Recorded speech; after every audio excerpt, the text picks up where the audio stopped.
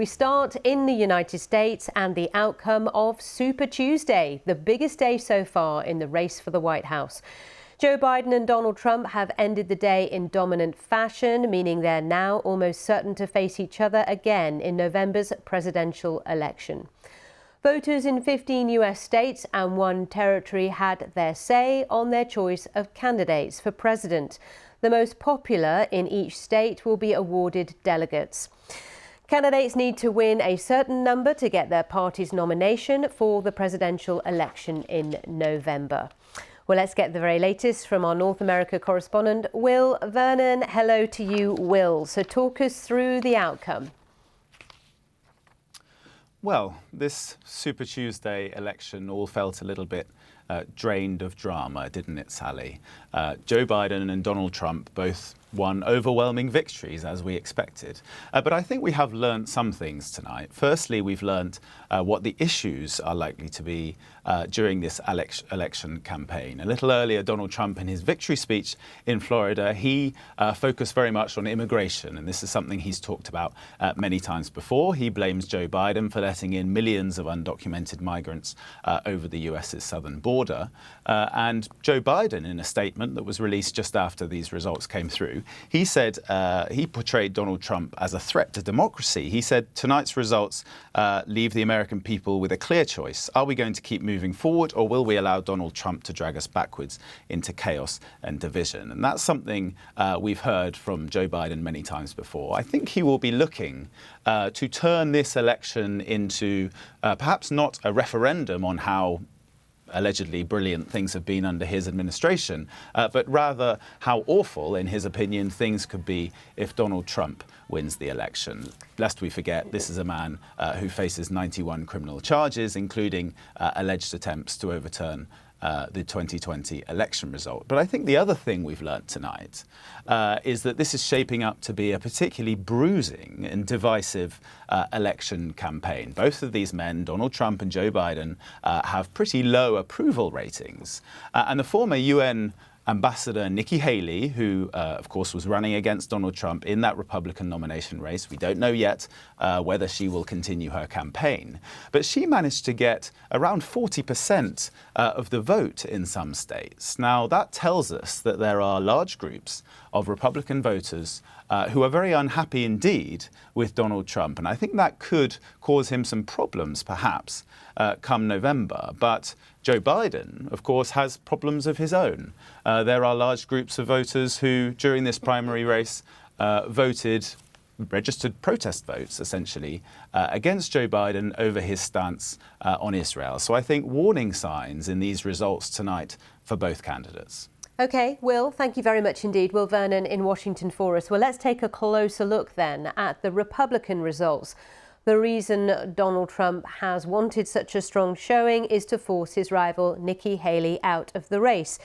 She has vowed, though, to stay in the contest, though her campaign is, some would argue, on life support. At this stage, she's only projected to win the state of Vermont, the second win of her campaign after taking Washington, D.C. earlier in the week. Well, Steve Herman is Chief National Correspondent with Voice of America News. I asked him about Nikki Haley's next move. You mentioned the only silver lining there for Nikki Haley, which really spoiled Donald Trump's sweep tonight. State of Vermont, it's one of the country's least populated and smallest states. It's not going to do anything to put any bumps in the road for this glide path that Donald Trump is going to have to the nomination, because this is all about the delegates. And he is probably next week going to clinch the number of delegates he will need for the national convention in the summer. So it's unexpected, though, that she will stand down at this point, or what are people saying now about Nikki Haley's next move? Yeah, it's a real big question, and there's a lot of speculation about what she's going to do. The most common speculation you'll hear from the political pundits is this is a warm-up for 4 years from now, and if Trump loses to Biden, she can say, I told you so, you should have picked me because the polls said I was the one who can beat Biden. So in 2028, maybe she gets an early lead in what will be obviously a huge pack of Republicans Republicans running? Or does she decide to go for a third party process, which would probably make her even more of a pariah to the Trump Republicans and perhaps not allow her to be much of a viable contender 4 years from now? And you're thinking on what this all means in November? Well, what we're looking at is obviously, unless something really dire happens, a rematch from what we've seen 4 years ago. Joe Biden has no real opposition. The only speed bump he's running into are these uncommitted protest votes because of Gaza that started in Michigan, and about 20% of those who cast Democratic Party ballots tonight in Minnesota voted uncommitted. And he also lost a very insignificant caucus way out in the South Pacific in American Samoa, where a tech investor from Baltimore, Maryland, that nobody's really ever heard of, named Jason Palmer, got 51 votes to Biden's 40. So that's the only bumps in the road for Biden so far. Steve Herman there, Chief National Correspondent with Voice of America News. Well, let's unpack in a bit more detail the outlook for Joe Biden, who has won Democratic nominating contests in 14 states, as you were just hearing, plus Iowa, where people voted by post. This was expected as President Biden is virtually running unopposed. There have been those reports in some states of the protest vote against him, which you were just hearing about there. Young voters in particular who are unhappy with his handling of the Israel-Gaza war, which does cause concern for the Biden campaign. I talked to Nora Vargas, who's chairwoman of the San Diego County Board of Supervisors and a Democrat. You know, I think what Super Tuesday showed us today is that we have a clear distinction between two candidates. Someone like Trump, who wants to take us back, turn back the clock on women. Last night in France, they enshrined abortion rights.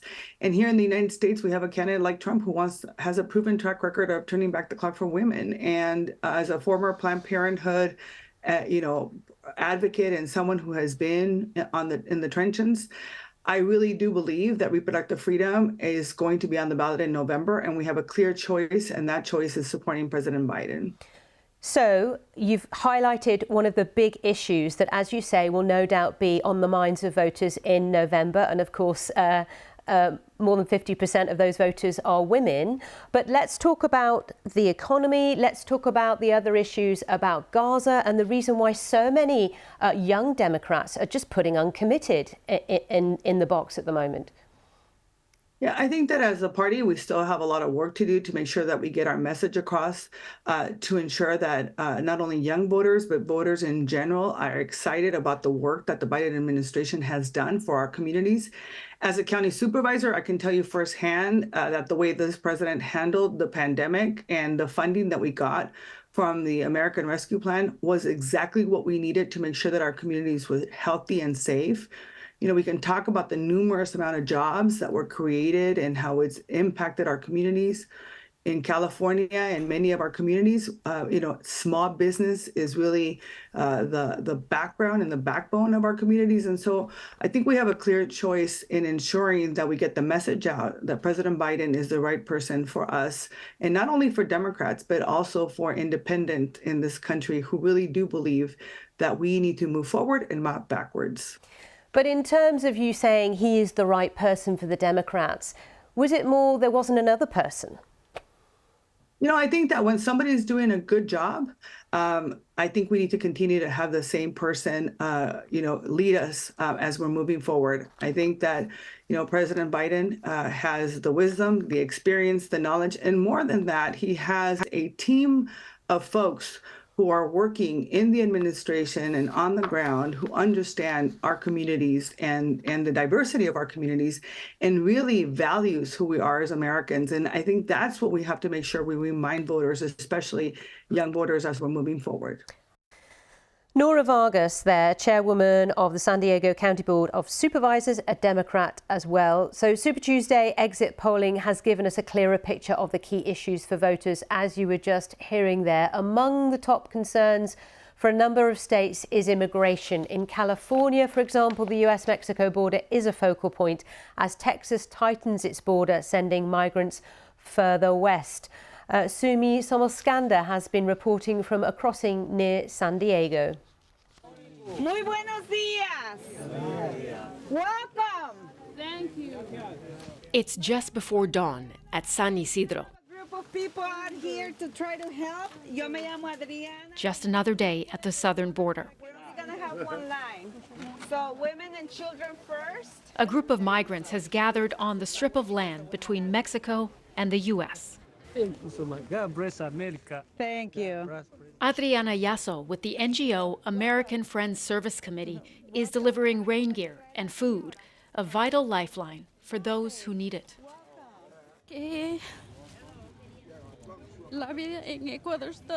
Olga says she left behind a hard life in Ecuador and a difficult journey. She tells us there were good and bad people along the way. Every day, the border opens for these migrants from Africa, Asia, and South America, fleeing violence or economic hardship. This crossing south of San Diego has become a new focal point in the surge of migrants crossing into the U.S. The first step in a new journey for these migrants. They board buses to a processing center. The number of people crossing south of San Diego is up 73% on last year, a number that is overwhelming everyone. I would say our county is overwhelmed and it is impacted. San Diego County Board Supervisor Nora Vargas says her county had a solution, short-term facilities that provided basic necessities, but then funding ran out. So she wrote a letter to President Biden asking for help. And that is what I want to make sure that the Biden administration and Congress understands, that we can get past the politics and really talk about the global humanitarian crisis for what it is. People who are fleeing persecution, who have a legal right to come to the United States, and they should be treated with dignity and with respect. Did you get an answer from the White House? Not yet. President Biden traveled to the border in Texas last week. So did former President Trump. He blamed Biden for the immigration crisis. Now the United States is being overrun by the Biden migrant crime. It's a new form of vicious violation to our country. Biden called on Congress to pass bipartisan legislation.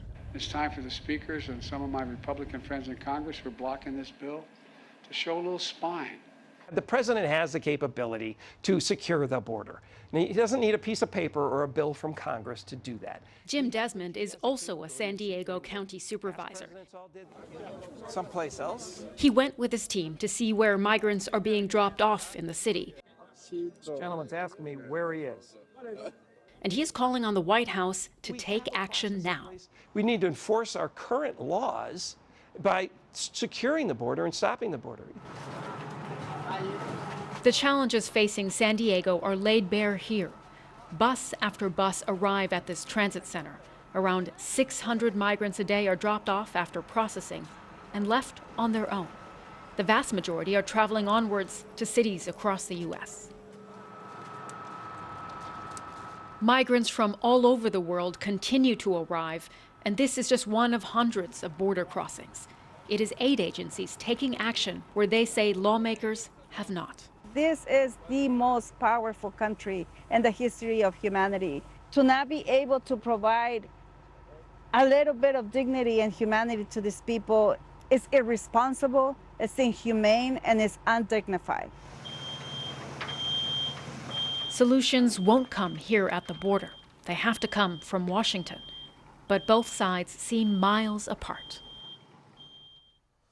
Sumi Somaskanda there reporting on one of the key issues, certainly for the state of California. Well, I also talked to Robert Kuhali, who is a Republican strategist and pollster from the Trafalgar Group. I asked him for his reaction to the Super Tuesday results. A rematch is on. A lot of Americans have been sitting back trying to figure out whether they're going to get Rocky 3 or something different.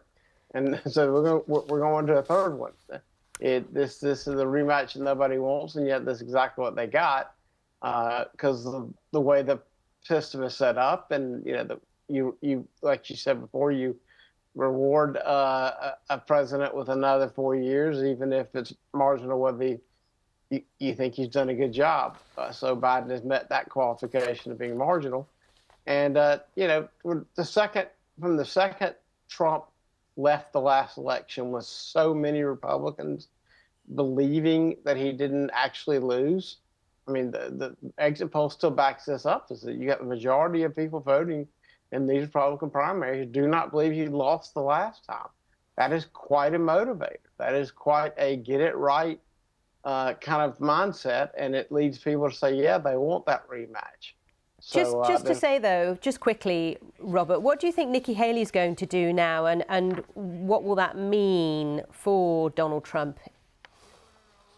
I think Nikki Haley is very, very smart, and what she's recognized is, like it or not, right now, the Republican Party is this kind of America First party, and there's not a place for her in it. So I think she is using this opportunity to build relationships both with donors and the mainstream media, so that she has, can be like a Liz Cheney on TV or be a commentator on the corporate board. I think she's got to plan out what she does in the next 4 to 8 years, assuming that the party might not, in her mind, be done with America First. And she's not going to change her beliefs to fit into that. So she's using this as a platform for not this election in 2024, but for what might happen in 2028 or beyond. In November, I'd like to get your take on who you think will win the election, because you did make the right call back in 2016. Is that right? Yes, both in 2016 and 2020, we had the lowest error rate of any major U.S. polling firm of all of them. So we expect that it will be that same area this year. But this year, I would tell you right now, I'd give the advantage to the Democrats until somebody shows me the Republicans have figured out how to equal the get out the vote operation, everything the Democrats do in the last 6 weeks. They have quite an effective machine. It's probably the best it's ever been. And money just doesn't beat that. I mean, if you take voters who are like lukewarm on voting and you bring them to the polls and get them to vote, you can overcome a lot of polling. Robert Haley there. Well, we have got lots more on our live page online. So do take a look if you are interested in Super Tuesday.